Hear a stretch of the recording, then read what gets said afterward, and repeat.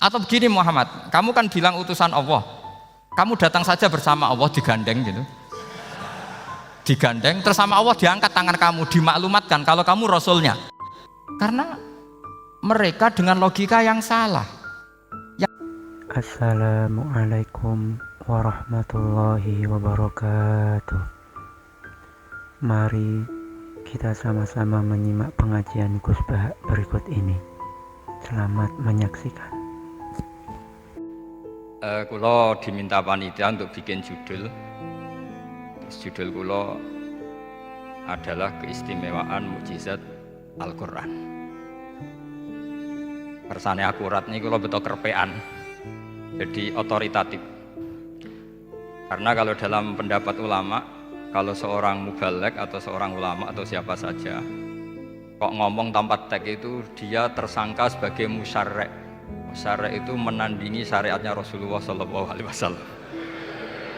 Dengan pikiran-pikirannya, dengan jargon-jargonnya. Jadi itu masalah besar kalau dalam tradisi ulama, karena pikirannya tidak musalsal, tidak ada silsilahnya ila Rasulullah SAW. Makanya saya meskipun banyak orang percaya ngaji di mana-mana itu bawa kitab. Satu ya tadi niat ngerpek tadi supaya saya dulu masih ingat zaman di sarang itu kalau tes itu banyak yang bawa kitab. Ketika ditanya, ini namanya ngerpek? Enggak Pak, mutolaah itu tanpa batas. Jadi mutolaah itu kapan saja. Yang agak kriminal itu kasus ujian nasional. Itu ada seorang guru SD, ini kisah nyata, ingin membocorkan ujian apa? Nasional. Itu kan jelas kriminal itu. Si guru SD tadi berdalih gini, wong ujiannya mungkar nakir saja dibocorkan, apalagi ini ujian negara. Karena semua kiai itu kan mengajari kita marrobuka waman nabi, itu kan mengecewakan mungkar nakir, artinya kan membocorkan ujian. Singkat cerita kiai tadi itu, guru tadi, kalau nggak percaya tanya Gus Bah. Akhirnya rombongan guru SD tanya ke saya, apa betul Gus ujian boleh dibocorkan? Analoginya kiai-kiai bocorkan ujiannya siapa? Mungkar nakir. Karena saya ya NKRI harga mati, saya bilang tertawa-tawa. Kalau saya jawab gak kriminal dimarahin polisi. Kalau saya jawab kriminal, analoginya dengan mungkar nakir memang yang membocorkan itu apa? Nggak usah diteruskan, kalau saya bilang boleh nanti jadi kriminal. Dan agama ini adalah analogi itu kias. Sehingga saya di sini insya Allah serius sekali membawa makalah mukjizatnya Quran. Kenapa demikian? Memang saya merasakan dan semua yang hadir di sini pasti merasakan bahwa mukjizatnya Quran itu luar biasa. Sehingga kita satu-satunya umat yang nggak ditunggui Rasul, tapi kualitas iman kita insya Allah menyamai periode-periode sahabatnya Rasulullah SAW. Tapi syaratnya tadi ya, dengan pikiran yang sama, dengan teks yang sama, dengan rasa yang sama, dengan kejiwaan yang sama. Caranya gimana supaya sama? Kita harus terus membaca teks. Teks itu mengingatkan kita. Misalnya begini, yang dikatakan mukjizat itu kan sesuatu dahsyat yang dalam nalar manusia itu nggak mungkin terjadi. Misalnya ontanya Nabi Soleh keluar dari batu besar, itu kan satu peristiwa yang akal manusia tidak sampai. Begitu juga tongkatnya Nabi Musa membelah Laut Merah, yang akal manusia itu tidak sampai. Tapi pikiran itu menurut mazhab kita yang waras ini, saya ulang lagi, kita yang waras itu pikiran kriminal, itu salah. Saya ulang lagi ya, kita semua kan umatnya Rasulullah SAW. Semoga benar-benar umatnya Nabi, bukan Islam yang kumat. Karena orang Islam itu pilihannya hanya dua, kalau nggak bersatu umat Islam ya Islam yang kumat. Kumat itu agak gitu, namanya kumat dalam bahasa Jawa. Begini, saya ulang lagi ya.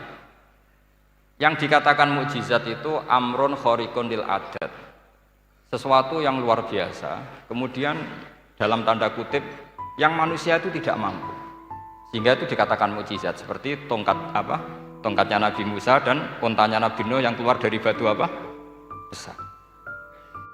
Kalau kalian ingin jadi wali, pikiran seperti itu udah akan jadi wali. Gagal itu di KPU, gagal. Itu.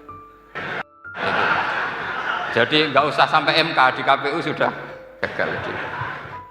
Kenapa demikian? Pertanyaannya begini. Memangnya sesuatu yang wajar kita lihat keseharian itu dalam kemampuan manusia? Saya ulang lagi. Memangnya sesuatu yang biasa saja, yang normal saja itu dalam kemampuan manusia? Enggak juga kan? Manusia bisa enggak bikin unta? Yang wajar saja, yang lewat indukan, bisa enggak? Enggak kan? Manusia bisa bikin laut enggak? Enggak kan? Jadi kalau mukjizat itu dengan definisi sesuatu yang manusia tidak mampu, memangnya keseharian alam ini manusia mampu? Enggak juga kan? Nah, karena agama Islam dengan logika itu, Rasulullah SAW menolak mukjizat yang seperti itu. Ya, menolak mukjizat yang seperti itu. Makanya saya bilang pikiran pertama tadi itu kriminal, karena itu ditolak oleh Rasulullah SAW. Karena ya itu tadi, kalau itu dituruti, lama-lama kita tidak tahu kedahsyatan ciptaan Allah keseharian. Makanya ketika Rasulullah diminta laula utiya mislama utiya Musa, ya Muhammad itu punya mukjizat kayak tongkat Nabi Musa. Kasolihin Nuh, kasolihi soleh. Apa karena koti apa? Soleh. Sebagaimana untanya Nabi Soleh. Apa jawabnya Allah? Wa ma min dabatin fil ardi wala ta'iri yatiru bi janahihi illa umamun amsal. Bagian dijawab inna fi khalqis samawati wal ardi wa ikhtilafil laili wan nahar sampai saat terusnya wa tasrifir riyah saat terusnya la ayatil liqaumi yaqilun. Karena logika yang terbangun begini, dan ini saya ulang lagi, ini syarat utama jadi wali. Ini masih satu poin. Nanti ACC-nya nunggu ketua-ketuanya. Tapi kamu jangan bayangkan wali itu kayak Sunan Kudus tunda. Jadi kalau kamu jadi wali itu maknanya kullu mukminin waliyullah itu diikhyakan banyak. Setiap mukmin itu walinya. Tapi maknanya gini, waliyullahi wong sing disaakeni Allah. Itu jadi enggak usah dimaknani kekasih Allah. Ya. Jadi karena dalam bahasa Arab itu waliyul yatim adalah orang yang kasihan sama anak yatim sehingga diurus segala keperluannya. Perempuan yang perawan punya bapak namanya apa? Wali. Artinya si bapak sayang sama putrinya disebut apa? Wali. Jadi nanti kalau kamu jadi wali dengan makna yang tadi kullu mukminin waliyullah. Setiap mukmin adalah orang yang dikasihani Allah. Dan insya Allah semua kita masuk, paham ya? Ya, enggak wali songo itu baru maknanya waliyullah sing disayang Allah. Kayaknya kita belum daftar yang ke situ nanti itu ada urutannya. Saya ulang lagi ya. Kalau kita mengakui kudrohnya Allah nunggu mukjizat, yaitu nunggu tongkatnya Nabi Musa membelah Laut Merah, nunggu ada unta keluar dari batu, maka itu kecelakaan besar dalam tauhid, kecelakaan besar dalam kesaksian kudratullah. Kenapa? Karena alam yang kita lihat keseharian juga tidak dalam kemampuan kita. Alam yang kita lihat keseharian juga tidak dalam kemampuan kita. Misalnya begini, kalau kamu melihat nyamuk, itu pertama Quran turun tentang nyamuk, itu orang munafik komentar, wah Tuhannya Muhammad kurangan stok, sampai contoh saja hanya seekor nyamuk. Tapi apa kata Allah? Inna Allaha la yastahi ayyadriba masalam ma ba'udatan fama fawqa. Nyamuk itu bukan sekedar kecilnya. Tidak usah kamu bikin nyamuk yang ada nyawanya, itu terlalu sulit. Sampean semua tak suruh bikin patungnya nyamuk. Gampang mana bikin patung nyamuk sama gajah? Gak usah dikasih nyawa. Terus cari tatahnya itu dari mana, orang Jepara pun tidak akan bisa. Belum nanti bentuk alat kelaminnya, belum nanti uratnya alat kelamin, belum nanti punya jantung, jantung punya urat, jantungnya nyamuk juga punya kuman, kumannya juga punya organ tubuh, organ tubuhnya punya urat. Apa itu tidak lebih dahsyat ketimbang tontonan mukjizat yang diperagakan para nabi-nabi sebelum Rasulullah Shallallahu Alaihi Wasallam? Maka sebetulnya ketika Quran saya katakan mukjizat ila yaumil qiyamah adalah pertunjukan Allah bikin nyamuk. Inna Allaha la yastahi ayyadriba mathalam ma ba'ud. Itu bagi orang alim percontohan nyamuk itu lebih dahsyat ketimbang percontohan mukjizat Nabi Musa membelah Laut Merah. Juga lebih dahsyat ketimbang pertunjukan Nabi Soleh ketika mengeluarkan unta dari apa? Batu. Dong, jelas nih ya. Maka umat Rasulullah terutama ulamanya harus ngomong seperti ini terus. Dengan cerita seperti ini maka Quran jauh lebih dahsyat. Makanya mukjizatnya Quran tanpa apa batas. Jelas ya. Makanya kita harus bertobat secara masif, mengatakan kedahsyatan adalah nunggu sesuatu yang khariqun lil adat. Bahwa yang kita lihat keseharian adalah semua di luar kemampuan kita. Lah kita ini kan keliru, yaitu tadi, wah onta keluar dari apa? Batu. Laut merah terbelah, ini dahsyat, manusia tidak akan mampu. Memangnya manusia pernah mampu bikin laut? Memangnya manusia pernah mampu bikin nyamuk? Memangnya manusia pernah mampu bikin telur ayam? Karena keseharian seakan-akan ini tidak ayatnya Allah Ta'ala. Itu kebodohan, makanya tidak mungkin jadi wali. Yang jenis seperti ini ya gak jadi wali. Sama tenang saja, nanti saya paling nggak sampai 1 jam karena saya tidak biasa ngaji umum. Saya mau itu karena menghormati bapak saya, karena buyut saya itu orang Damaran, namanya Mbak Hafsah. Hafsah binti Maksum bin Soleh bin Asnawi Sepuh. Jadi saya ini ya turunan asli orang Kudus. Jadi saya datang tidak dalam rangka hormat jenengan, hormat bapak saya sendiri sebetulnya. Jadi jenengan tidak punya hak adami sama saya, karena saya datang tuh hormat bapak saya. Tapi saya ingin melatih iman yang benar. Saya ulang lagi, saya ingin melatih iman yang benar karena ini penting. Sehingga Allah cara menjelaskan iman itu aja inna fi khalqis samawati wal ardi. Kamu lihat saja langit dan bumi. Terusnya sampai waqtilal laili wan nahar, sampai wal fulkil lati tajri fil bahri, terus sampai wa tasrifir riyah. Ini semua tontonan yang kita lihat semuanya di luar kemampuan kita. Itu tadi contoh paling gampang, nyamuk kayak apa? Apapun profesornya seseorang, apa bisa bikin nyamuk? Tidak usah yang bernyawa, patungnya saja. Coba nyamuk itu punya organ tubuh enggak? Punya. Organnya ada kumannya enggak? Ada. Alat kelaminnya ada bolongannya enggak kira-kira? Ada. Kayak apa sulitnya?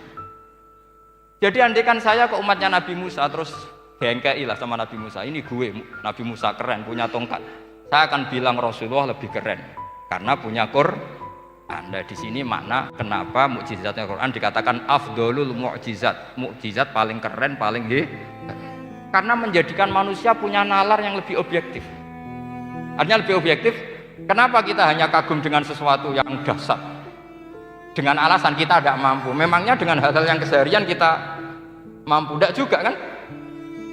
Jelas ya? Mohon bener nih ya. Mohon bener di mana ini? Mohon gini malam selai didandani bareng-bareng. Mohon bener ya. Sehingga iman di era Rasulullah SAW itu gak lagi butuh sesuatu yang khariqun lil. Kedua pertimbangannya Rasulullah Muhammad SAW, mukjizat yang khariqun lil adat itu resikonya lebih tinggi untuk tidak abadi. Nanti saya bacakan takbirnya. Misalnya tongkatnya Nabi Musa itu hanya disaksikan oleh orang yang di era itu pun yang kebetulan menyaksikan. Saya ulang lagi ya, resiko mukjizat mahsusah istilahnya, mukjizat yang bisa dilihat dengan indera, itu resikonya hanya dilihat orang yang di saat itu menyaksikan. Gimana? Prosedur Pak gaul nih. Nggih Pak Ci, mboten. Terus gimana? Oke. Saya teruskan lagi ya. Niki mau normal nih. Mboten kebanteran nih. Mboten kebanteran nih. Saya ulang lagi ya. Jadi yang dikatakan mukjizat itu seringnya kan dikasih definisi satu pertunjukan yang di luar kemampuan manusia. Sehingga tongkat Nabi Musa membelah laut merah disebut apa? Mukjizat. Ontanya Nabi Soleh keluar dari batu disebut apa? Terus lucunya disebut alasannya karena manusia tidak mampu. Memangnya manusia mampu bikin onta normal yang lewat indukan? Mampu enggak? Enggak. Artinya umatnya Rasulullah lebih sering melihat kekuatan Allah Subhanahu wa ta'ala kulla waqtin wa hinin, setiap saat, karena cara berpikir sudah dibenahi Al-Qur'anul Karim. Paham ya? Maka untuk jadi wali umatnya Nabi itu lebih mungkin karena melihat kedahsyatan Allah setiap saat. Tidak usah nunggu sesuatu yang super kayak apa? Kan filakil bahri, sebagaimana laut terbelah oleh tongkatnya Nabi siapa? Musa. Terus ketiga, kalau logika mukjizat gini itu terus menerus seperti yang dialami Nabi Musa, resikonya adalah umat selalu menuntut hal yang aneh-aneh dan melupakan hal yang pokok. Itu lebih bahaya lagi. Misalnya begini contoh gampang. Kita ini hidup di bumi setelah sampean belajar ilmu falak atau astronomi atau belajar geologi. Planet yang sebesar ini apa? Semuanya itu sudah maha dahsyat. Gara-gara kita berpikir butuh kejadian yang aneh, ya gara-gara ingin kejadian yang aneh, mungkin lama-lama Anda ingin cari model hewan yang kepalanya itu di pantat, baru percaya kudrahnya Allah. Lama-lama kamu jadi dukun, seneng ular yang berkepala manusia, itu baru dasar. Ini nanti menjadi klinik. Makanya kritiknya ulama, mukjizat itu tidak perlu dituruti. Karena kalau dituruti itu bahaya bagi kelangsungan kenormalan kita. Makanya kata Abdul Hamid Khan, termasuk kitab yang saya kagumi, kata beliau begini, yang menjadikan orang kafir adalah dia nganggep kudrahnya Allah Ta'ala itu bergantung sesuatu yang dahsyat. Dia nggak sadar bahwa keseharian dalam hidupnya semuanya pertunjukan kudrahnya Allah Subhanahu wa Ta'ala. Kayak tadi, saya contohkan nyamuk tadi. Inna woha la yastahi ayyadriba masalam ma. Terusannya ba'udotan fama fokwa. Kayak apa susahnya bikin nyamuk? Sudah kecil, punya alat kelamin, punya organ, punya urat. Lalu dalam tubuhnya juga ada kuman, kumannya juga berorgan. Kebayang nggak Anda bikin seperti itu? Enggak. Dasar mana dengan tongkatnya Nabi Musa? Sama-sama berstatus kita tidak mampu sama sekali. Dasar mana? Sama kan? Nah, itu yang diinginkan Rasulullah Shallallahu Alaihi Wasallam, dan Al-Quran menggiring kita cara berpikir begitu terus. Sehingga Quran cukup menghentikan wa ma min dabbatin fil ardi wala ta'iri yatiru bi janahaihi illa umamun amsalu. Sebetulnya burung yang setiap hari terbang, yang setiap hari lewat Anda, itu semuanya bukti kekuasaan Allah Subhanahu wa Ta'ala. Tidak usah nunggu kejadian-kejadian super dahsyat. Terus keempat, korbannya para kiai, termasuk saya. Jadi nanti kalau saya tidak bisa haji terbang, wah tidak kiai, tidak bisa terbang. Tidak bisa kayak Harry and Potter misalnya gitu, tidak bisa kayak Harry. Jadi nanti kiai juga dituntut gitu, bisa terbang kayak Aladin. Jadi nanti repot. Semua kebenaran agama bergantung pimpinannya ini punya kedahsyatan itu. Akhirnya celakanya apa? Ada orang yang pura-pura dahsyat tapi penipu, kayak kasusnya Dimas Kanjeng. Oh nggih. Mboten apa-apa, sing penting ini lancar. Nggih, nggih.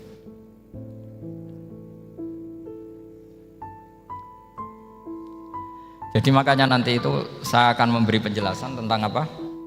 Mukjizatnya Al-Quran, kenapa disebut mukjizat paling apa? Dahsyat. Ini saya bacakan tag pokoknya ya, supaya sampean tahu. Ini tabaruk sama Imam Bukhari ya. Redaksi yang diriwayatkan Imam Bukhari, qala Nabi sallallahu alaihi wasallam, ini ikut kitab Fadhailil Quran. Ma minal anbiya'i nabiyyun illa u'tiya minal ayat ma misluhu amana alaihil bashar wa inna ma kana alladhi utituhu wahyan awhahu wa ilayya fa arju an akuna aktsarahum tabi'an yaumal qiyamah. Jadi semua nabi punya mukjizat, yang lewat mukjizat itu orang dipaksa iman karena dahsyat tadi. Saking dahsyatnya terus cocok tidak cocok itu percaya. Tapi kata Rasulullah, mukjizat saya itu berupa wahyu, yaitu Al-Quran. Dan saya berharap dengan mukjizat itu saya adalah nabi paling banyak pengaruhnya yaumal qiyamah. Maknanya paling banyak orang yang iman. Terus di sini dikomentari oleh syarahnya ya, oleh penyarahnya yaitu Ibnu Hajar Al-Asqalani. Ya saya baca Arabnya saja. Sama harus pura-pura paham jadi keren. Jangan minta saya terjemah, nanti harus pura-pura paham. Bagus kok, mantas sabah bi qaumin fawa napa minhum. Jadi bergaya orang kaya ya dikira apa? Kaya. Bergaya ulama ya dikira apa? Ulama. Nanti bergaya wali juga dikira wali. Saya baca ya, ini luar biasa menurut saya. Al makna annal mu'jizati al madiyata kanat khissiyatan tusyahadu bil absar kana qoti soleh wa asa Musa. Wa mu'jizatul Qur'ani tusyahadu bil basirah. Jadi kayak tadi, kedahsyatan tongkat Musa itu karena apa? Laut kok bisa dibelah sebuah tongkat, itu aneh. Kalau maknanya aneh adalah di luar kemampuan manusia, nyamuk lebih aneh. Kayak apa susahnya bikin organ apa? Nyamuk yang sekecil itu. Artinya bedanya apa? Tongkatnya Nabi Musa dengan pertunjukan nyamuk yang sama-sama mengarah satu titik, yaitu mengakui absolutisme kudrahnya Allah Subhanahu. Sama ndak? Sama. Sehingga umatnya Rasulullah tidak perlu ditunggoni mukjizat simsalabim. Cukup penalaran akal. Ini namanya basirah apa? Basirah. Nggih jelas ya? Mohon sampean ra usah kepen roh tokate Nabi Musa to. Cekap melihat apa? Nyamuk. Ya sudah bagus, sudah maju, sudah keren. Ya jelas ya.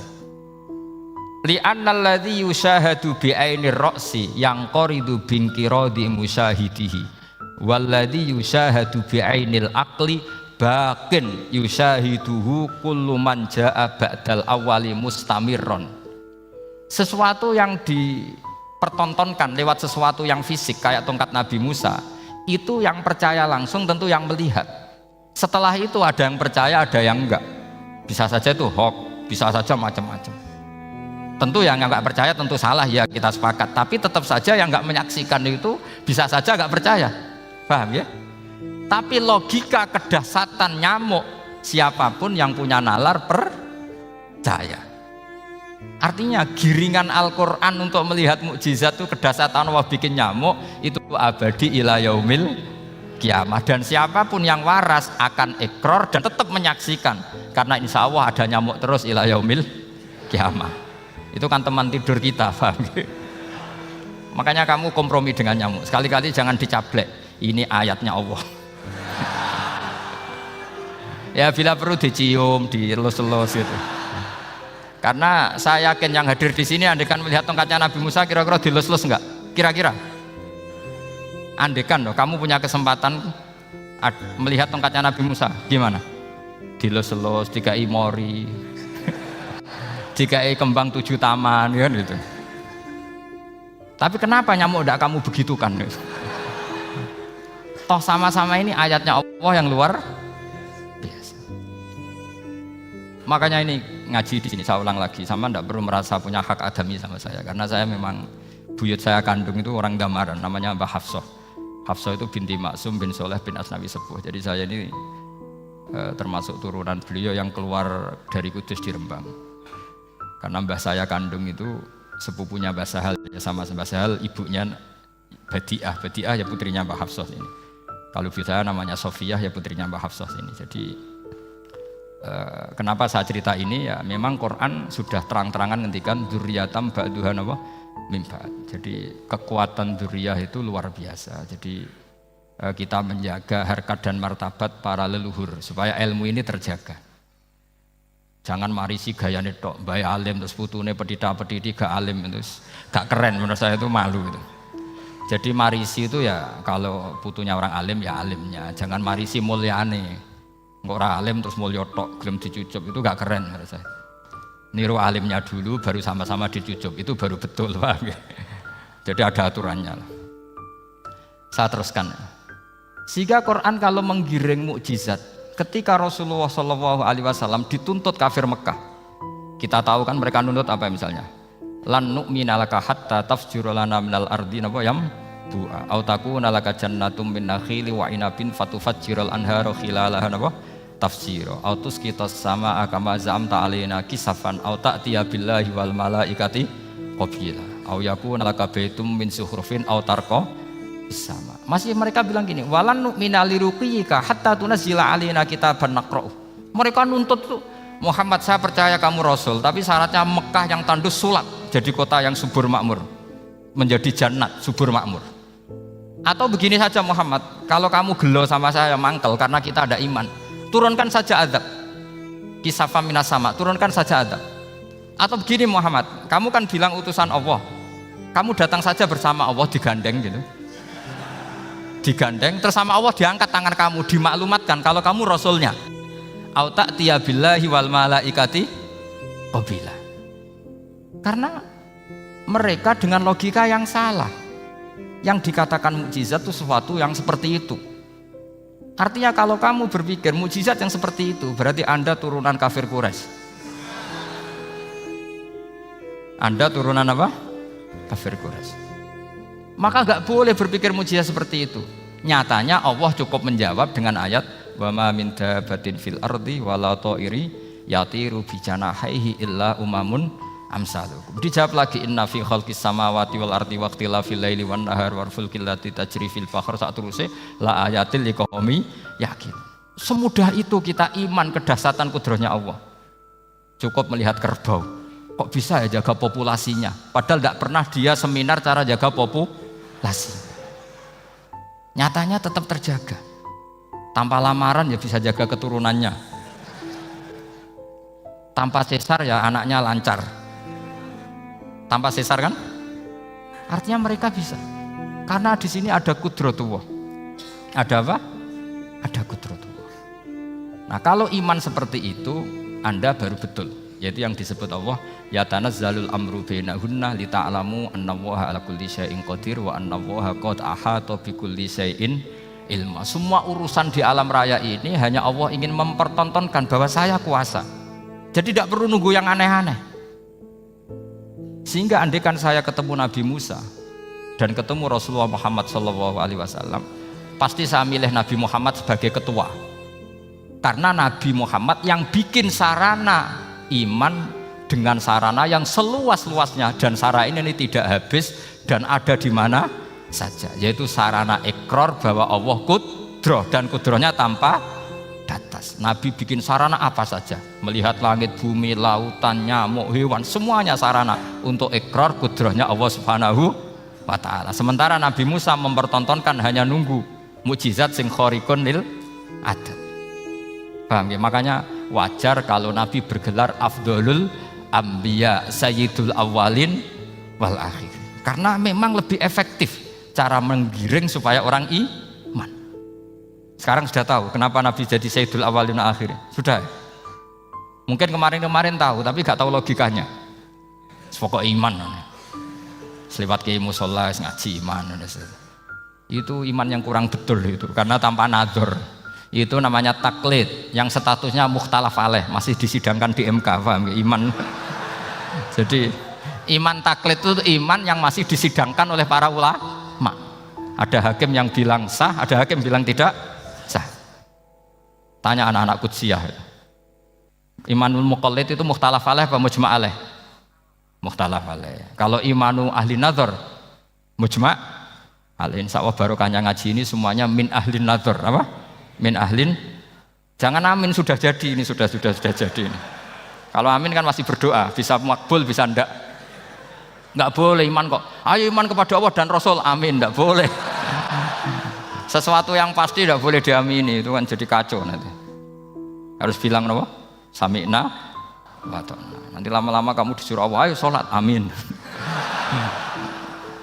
Enggak boleh. Jadi amin itu ada itu. Ada aturannya. Tapi bukan berarti saya nyalahkan jenengan, enggak. Ya memang salah gitu. Jadi enggak usah saya memang statusnya salah. Ya saya ulang lagi ya. Berarti Rasulullah adalah Rasul yang sukses membuat sarana orang kembali ke Allah, mengakui kudrohnya Allah dengan sarana apa saja. Melihat rumput, melihat hewan, dan hewan itu ya apa saja. Gabah itu apa saja. Hewan yang melata di bumi apa saja, semua bukti kudrohnya Allah. Bahkan Rasulullah sukses membiarkan umatnya gak ditunggui beliau tetap iman. Mergo ditunggui konsep sing super ngene kok Al-Qur'anul Karim. Jelas ya? Tapi caranya memahami ya seperti yang saya terangkan ini. Ya saya baca lagi ya yang jadi annal mu'jizati, pakai jama' mu'annas salim, annal mu'jizati al-madiyata, mukjizat-mukjizat yang sudah kelewat itu kanat khisiatan, bersifat fisik, tusyahadu bil absor, hanya bisa dilihat dengan mata kepala, karena qoti soleh wa aso Musa, wa mu'jizatul Qur'ani tusyahadu bil basirah. Sementara mukjizatnya Quran disaksikan dengan mata hati, dan setiap orang punya mata hati. Fayakunu man yattabi'uhu li ajliha aksar li annal ladzi yusyahadu bi ainir ra'si yang qaridu bingkiradi musyahidihi. Walladzi yusyahadu bi ainil aqli baqin yusyahiduhu kullu man jaa ba'dal awal mustamirron. Sesuatu yang dilihat dengan mata kepala, setelah para saksi ini meninggal, maka setelahnya mencari-cari, bisa percaya bisa enggak. Tapi mukjizat yang disaksikan mata hati, siapapun percaya dan sampai ila yaumil kiamat. Dan tentu Quran lebih unggul dalam hal ini. Dan insya Allah kita semua adalah ahli Quran. Yaitu harus punya kesimpulan falam mata bayyana lahu qala a'lamu annallaha ala kulli syai'in qadir. Sebagian ayat walita alamu annallaha ala kulli syai'in qadir wa annallaha qad ahata bi kulli syai'in ilm. Itu kenapa mukjizatnya Quran dasar. Itu yang gampang-gampang ya, melihat nyamuk, unta, kerbau itu yang gampang. Anda tak naikkan kelas sedikit menjadi agak ilmiah. Misalnya begini, kamu ahli falak. Misalnya kayak Batu Rehan ya. Itu pasti tahu kalau matahari dan rembulan dibikin Allah itu asyamsu wal qamaru bi husban. Bahwa matahari dan rembulan dibikin ini untuk hisab.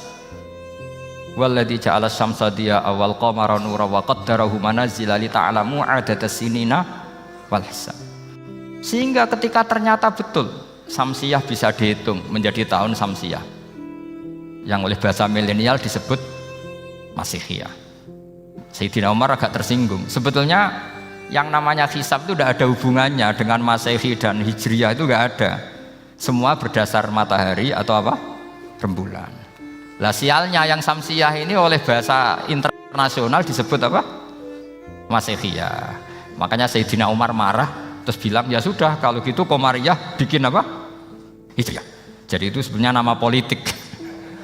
Sebetulnya kalau objektif yang jadi ukuran ya Samsiyah sama Qamariyah. Berhubung ini sudah diambil tetangga partai sebelah, akhirnya ya kira-kira gitu loh. Jadi kira-kira seperti itu. Akhirnya kita namanya apa?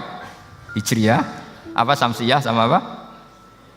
Hijriyah. Sebetulnya yang asli ya Samsiyah, Qamariyah. Tapi nggak apa-apa lah. Dunia itu mesti ada politiknya. Lah yang repot orang-orang fanatik hukum pakai bahasa nasional, itu repot.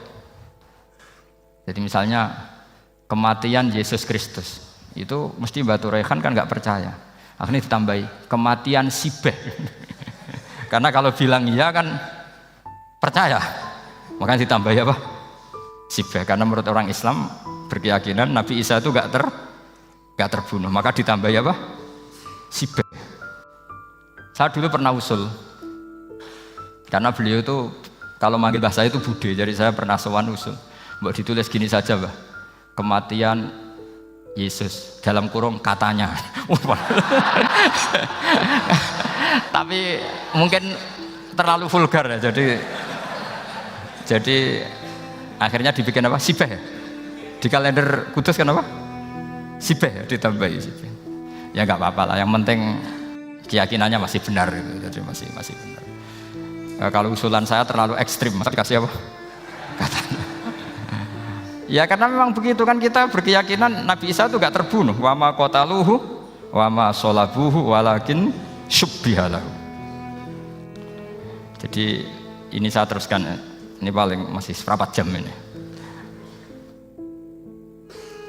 Kalau kelamaan sampai dolim itu ganggu kiai lama-lama gitu.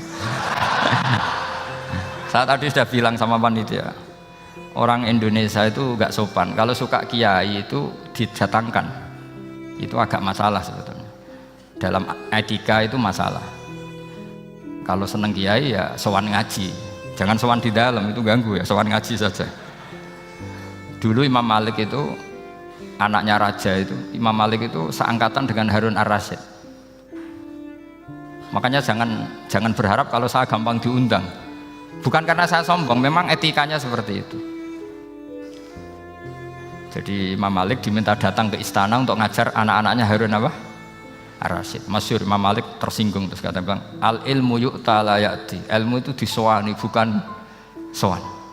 Akhirnya Harun Ar-Rasyid minta anak-anaknya datang ngaji ke Imam Malik. Itu anak presiden. Imam Malik berani, al ilmu yu'ta la ya'ti. Tapi kalian beruntung karena saya hormat sama mbah-mbah saya di sini.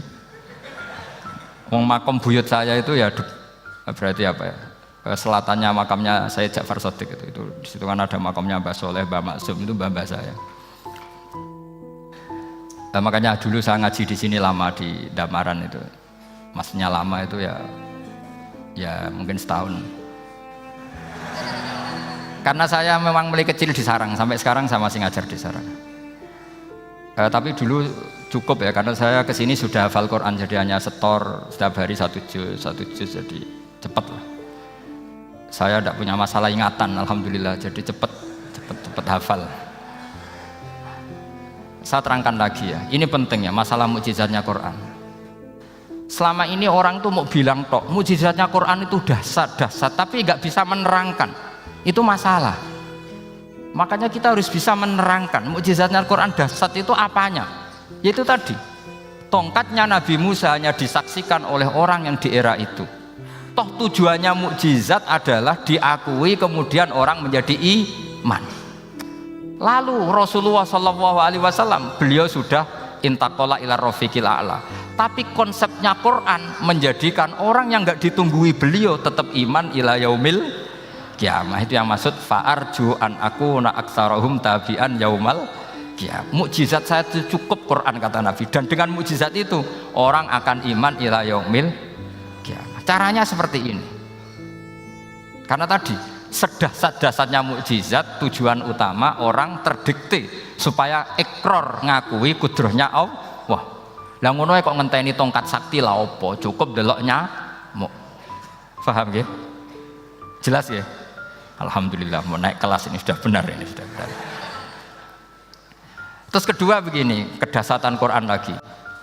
Quran itu bisa merunut, mentartibkan logika. Bahkan logika ini logika yang universal. Siapa saja merasakan logika itu. Misalnya begini, dulu orang kafir itu punya Tuhan banyak. Tentu yang dipertuhankan ya mana? Yang dipertuhankan itu banyak. Karena pikiran mereka urusan banyak, problem banyak, ya Tuhannya harus banyak. Ada BPKB 3D kan, istri cerewet macam-macam lah, itu kan problemnya banyak, maka Tuhannya harus banyak. Karena Tuhan itu maknanya penyelesai masalah. Sehingga kalau masalahnya banyak, Tuhan harus banyak. Ketika Rasulullah membawa konsep satu Tuhan, mereka janggal. Makanya mereka bilang, aja'alal alihata ilaha wahida inna hadza lasyai'un ujab. Masa Tuhan satu? Ini aneh, nggak bisa. Tuhan harus banyak, karena masalah kita banyak. Itu terpatri, di otak mereka terpatri. Lalu Nabi dengan santai diajari Allah menerangkan, andaikan kalian punya majikan banyak dan perintahnya beda-beda, kamu suka enggak? Ya enggak suka, Mat, enggak enak. Punya majikan banyak itu udah enak. Milih mana majikan banyak sama satu? Satu aja, Mat. Tuhan kamu adalah majikan kamu. Kalau banyak kamu bingung. Ya, Mat, satu aja, Mat. Itu segampang itu. Jadi menggiring, Tuhan itu kan bos kita, tuan kita. Kalau banyak berarti yang memerintah kita banyak, dan bisa konflik bos-bos kita ini karena berebut anak buah tadi. Akhirnya mereka, kalau kamu punya majikan banyak dan perintahnya beda-beda, semuanya minta dilayani, kamu pusing enggak? Ya pusing, Mat. Minta mana? Majikan banyak sama satu? Satu saja, Muhammad. Ya Tuhan kamu adalah atasan kamu, maka harus satu. Mereka paham. Oke, Mat, Tuhan satu.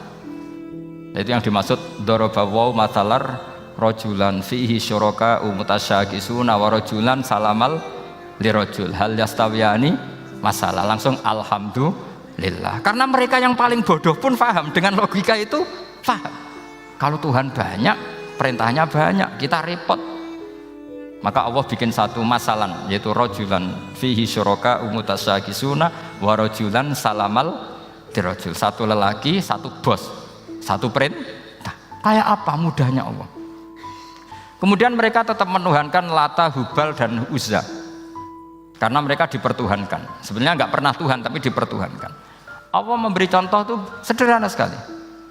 Wa daraballahu mathalar rajulaini ahaduhuma abkam la yaqdiru ala syai'in wa huwa kallun ala maulah aina ma yuwajjihu la ya'ti bi khair hal yastawi huwa may ya'muru bil adl.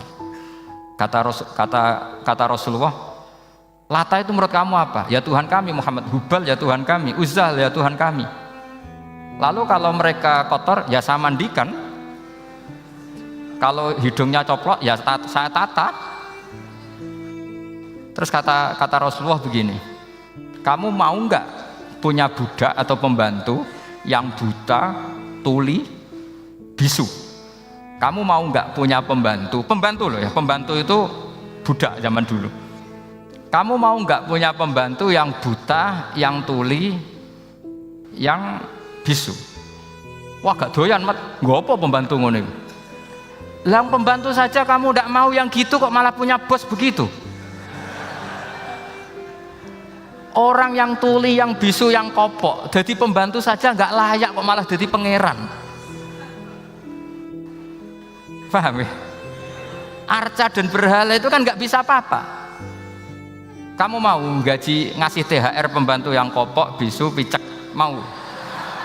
Wong jadi pembantu saja nggak sah kok mau jadi apa?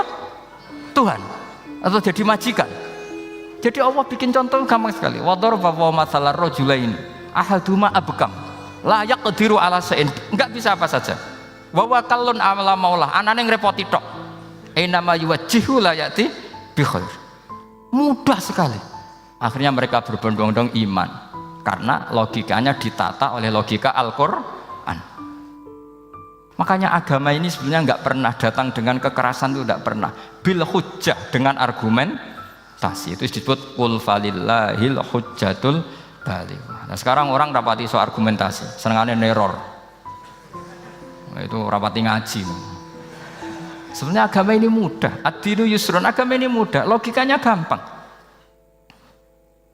Untuk tidak menuhankan Yesus atau Isa, Quran juga datang dengan penjelasan yang enggak jelimet, yang gampang saja. Kata Allah, mal masihu ibnu maryam illa rasul qad khalas min qablihir rusul wa ummuhu siddiqah kana yakulanit. Kok arani pangeran piye? Nek mangan ya lesu. Kamu kebayang enggak misalnya punya Tuhan terus mbok gratisi pas marung. Terus kamu bangga, alhamdulillah tadi Mbah habis ngratisi Tuhan. Tadi kelihatannya kelaparan, tak gratisi, senangnya bukan main. Kamu mau punya Tuhan yang seperti itu? Mau? Enggak mau kan? Allah menjelaskan kana yakulanit. Kuduyan sego, artinya nak orang mangan yo lemes. Pas kamu minta ternyata Tuhannya baru lemes. Jadi Quran itu tidak sinis enggak, tapi menggiring logika bahwa ini tidak mungkin Tuhan. Wong kana yakulanit. Gampang kan? Itu gampang. Gampang sekali, logika Quran itu gampang sekali. Dan masalahnya kita sekarang tidak mengkaji Quran yang sisi ini. Ya termasuk kritik kita ya, tapi ya sudahlah, ini dunia ya macam-macam. Ono sing ngaramno lomba, ono sing mendukung lomba, macam-macam. Saya tidak dalam posisi mendukung dan menolak. Saya 0-0, jadi tidak ke kanan tidak ke kiri dalam konteks tadi. Karena ya sudahlah, itu sudah takdir, semuanya takdir. Ada yang setuju lomba, ada yang mengharamkan apa? Lomba. Tapi sebetulnya kalau kita berpikir Quran diturunkan ya untuk yang saya terangkan ini, menjaga logika agama al-hujjah al-balighah ila yaumil kiamah. Karena kita tidak perlu tongkat lagi Nabi Musa, enggak perlu ontanya Nabi Soleh. Cukup dikawal aturan-aturan iman yang cukup mudah dan kita temukan di mana saja ayat-ayat itu. Yaitu wa ma min dabatin fil ardi wala ta'iri yatiru bi janahihi illa umamun amsalukum, atau inna fi khalqis samawati wal ardi, dan seterusnya. Nah, cara berpikir gimana Gus? Gampang tadi. Kalau tongkat Nabi Musa membelah laut adalah hal yang kita tidak mampu, memangnya kita mampu bikin langit bumi? Tidak mampu kan? Berarti ini sudah cukup menjadi ayat kekuasaannya Allah. Jelas kan? Maka mukjizat Quran ini mengawal umatnya Rasulullah SAW ila yaumil kiamat dengan logika seperti itu. Saya ulang lagi, dengan logika seperti itu. Maka ulama enggak boleh berhenti seperti saya ngomong terus seperti ini. Makanya ngendikane Allah, lam yakunil ladzina kafaru min ahlil kitabi wal musyrikina munfakina hatta ta'tiyahumul bayyinah. Bayyinah itu apa? Rasulun minallah yatslu suhufam mutahharah. Orang kafir semuanya, kata Allah, baik berkategori kafir musyrik maupun kafir ahli kitab, itu tidak akan tercerabut dari akar kesalahan mereka, dari cara berpikir mereka. hatta ta'tiyahumul bayyinah, sehingga datang satu kejelasan yang jelas welo-welo. Itu apa? Rasulun minallah yatslu suhufam mutahhar, yaitu rasulnya Allah yang membaca sahifah-sahifah suci, maknanya Al-Qur'an. Untuk menafikan ketuhanan berhala, ketuhanan Yesus, kita cukup dengan konsep Quran. Kayak tadi kana yakulanit, termasuk untuk menafikan Tuhan balita, paham ya? Tuhan apa? Fir'aun. Ini contoh terakhir, sampai siap-siap saja selesai, karena saya memang mau selesai ini, bukan guyon, memang mau selesai. Karena menurut saya mukjizatnya Quran itu jelas, jadi diterangkan seperempat jam ya jelas, 10 menit ya jelas. Kalau kamu butuh lama, berarti kamu menyaksikan kejelasan Al-Quran, dan itu kriminal besar gitu. Kalau nggak boleh dibahasakan murtad besar, ya kriminal apa besar. Nggak, ini nggak guyon, betul itu. Saya tadi mau nyontohkan apa tadi? Tuhan balita ya. Fir'aun itu berdebat sama Nabi Musa. Singkat debat begini, kalau nggak salah di J19, kalau nggak salah di surat Syu'ara, dicari sendirilah. Pertama ditanya gini, Musa kamu kesini ada apa? Ya bawa konsep Tuhan, yang jelas itu tidak kamu ya. Lalu Tuhan kamu siapa? Rabbus samawati wal ardi, yang menuhani langit dan bumi. Si Fir'aun masih berkelit. Begini, soal yang di bumi, saya jalan-jalan kemana-mana, setahu saya yang jadi Tuhan saya. Ma'alim tulakum min ilahin apa? Ghairi, di mana-mana yang dituhankan saya. Soal kemungkinan di langit begini, tunggu saya. Terus di Haman dipanggil, ya Haman ibn li sarhal ali abluhul asbab as-samawati fa'attali'a ila ilahi Musa. Haman, bikinkan saya piramida yang tinggi. Saya mau lihat Tuhannya Musa, apa betul ada? Padahal andaikan terjadi piramida kan Tuhan pun nggak bisa dilihat. Wong sampean yang wali saja tidak bisa melihat. Wali tadi yang sing disakeni Allah tadi itu aja nggak bisa melihat. Apalagi Fir'aun. Akhirnya Nabi Musa sadar bahwa logika itu tidak masuk ke Fir'aun, nggak masuk. Padahal ada pengawalnya banyak. Dan karena semua Nabi fatona itu ibarat mobil ganti gigi, ganti argumentasi. Gini saja, yang menuhani leluhur kamu, mbah-mbah kamu, itu sontak kaget Fir'aun. Pengawalnya ya kaget. Oh iya, kalau Fir'aun ini Tuhan, mbah-mbahnya tanpa Tuhan. Kan Tuhannya datang terlambat. Berarti mbah-mbahnya dulu itu tanpa Tuhan, karena ini ada Tuhan balita itu ada itu. Akhirnya hampir separuh, mungkin hampir semua pengawalnya Fir'aun itu iman semua. Meskipun yaktumu imanahu, ini yang diceritakan Quran, wa qala rajulun mu'minun min ali fir'auna yaktumu iman. Karena runtuh, semua logika Fir'aun sebagai Tuhan itu runtuh. Hanya dengan logika, kalau kamu Tuhan, lalu mbah kamu Tuhannya siapa? Fir'aun mangkel. Wah bahaya logika Musa, tangkap Musa, udah gak debat lagi. Kayak apa mudahnya logika Quran untuk menafikan ketidaktuhanan Fir'aun. Yaitu mengatakan Rabbukum wa Rabbu abaikumul awali. Karena dikatakan Tuhan langit, Fir'aun masih berkelit. Nanti dulu, saya mau bikin piramida, mau saya lihat ada enggak Tuhan kamu. Nabi Musa langsung ganti gigi, yang nuhani mbah-mbah kamu. Orang kan berpikir, ini kalau Tuhan betul, lalu orang-orang dulu Tuhannya siapa? Kan Tuhannya datang terlambat. Nah itu lagi-lagi, dan kita baca Quran itu ila yaumil kiamah. Makanya tidak ada umatnya Rasulullah SAW kemudian imannya itu ada syak, nggak ada sama sekali. Karena dzalikal kitabu la raiba fihi mir rabbil alamin. Nggih, mun cekap nggih. Mumpun gampang nih. Masalah sampean kalau masalah. Jadi karena kebenaran Quran itu adhar wa adhar, sangat jelas. Sehingga nggak perlu butuh orasinya saya. Sebenarnya nggak perlu. Saya yakin, sampean sebelum saya terangkan ya sudah iman, sudah betul. Ini kan akal-akalan saja saya dimanfaatkan. Ya. Karena ya menurut saya itu ya sudah adharu min samsi dhahira kalau dalam bahasa Arab. Kebenaran sejati itu lebih jelas ketimbang matahari di siang hari. Karena ya tadi logika. Ya saya tambah satu contoh lagi, semoga ini selesai betul. Kemudian Quran misalnya gini, sampai tak bedai. Kamu bisa melihat itu karena apa? Ini misalnya apa? Kertas yang saya bawa ini kan kuning. Kamu bisa melihat itu karena apa? Mata kan? Nah itu masalah. Karena melihat kamu dengan mata, sekali ini tak tutupi, kamu tidak tahu. Atau kamu jauh menjadi tidak tahu. Karena mata bisa terhalangi oleh jauh atau tertutupi. Beda dengan Allah. Allah itu kalau merumuskan tahu itu bukan karena melihat, karena menciptakan. Makanya Allah bilang ala ya'lamu man khalaqa. Apakah tidak tahu orang yang membuat? Misalnya ini, kertas ini kuning. Sama saya tak tutup begini. Kemudian kitab ini tak tinggal, saya datang ke Jakarta. Saya tetap tahu enggak kalau dalam ini ada kertas kuning? Tahu, karena saya yang menciptakan. Paham ya? Kamu bangun satu bangunan, di dalamnya ada besi ukuran sekian. Di situ kamu menyimpan emas setengah kilo. Setelah kamu pergi kemana-mana masih tahu enggak? Tahu, karena kamu yang menciptakan. Sehingga ketika kita janggal, masa Allah pirsa semua alam ini?